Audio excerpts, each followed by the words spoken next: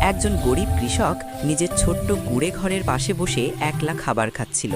তার মুখে ক্লান্তি, চোখে দুঃখ। ঠিক তখনই দুইজন ধনী মহিলা পাশ দিয়ে যাচ্ছিল। তারা কৃষককে দেখে হাসতে আর তার দারিদ্র্যের মজা নিতে লাগলো। অপমানিত হয়ে কৃষক চুপচাপ কাঁদতে লাগলো। হঠাৎ এক শুভ্র কবুতর উড়ে এসে কৃষকের সামনে নামে। তার ঠোঁটে একটি ঝলমলে সোনার ডিম। কৃষক অবাক হয়ে সেই ডিমটি নিয়ে মাটিতে মুতে রাখে। পরের দিন সকালে সে দেখে একটি জাদুকরি গাছ গজিয়েছে, আর তার ডালে ঝুলছে হাজার হাজার কিন্ডার জয়। কৃষক সেগুলো ট্রাকে ভরে বাজারে নিয়ে যায়। মানুষ ভিড় জমায় কিনতে, আর কৃষকের মুখে দেখা যায় আনন্দের ঝিলিক। ধীরে ধীরে সে অনেক ধনী হয়ে যায়, নিজের বড় বাড়ি বানায়, সুখে দিন কাটায়।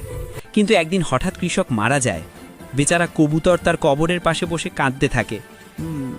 শেষে কবুতরটি ক্যামেরার দিকে তাকিয়ে বলে, কিন্তু কেউ লাইক আর সাবস্ক্রাইব করলো না।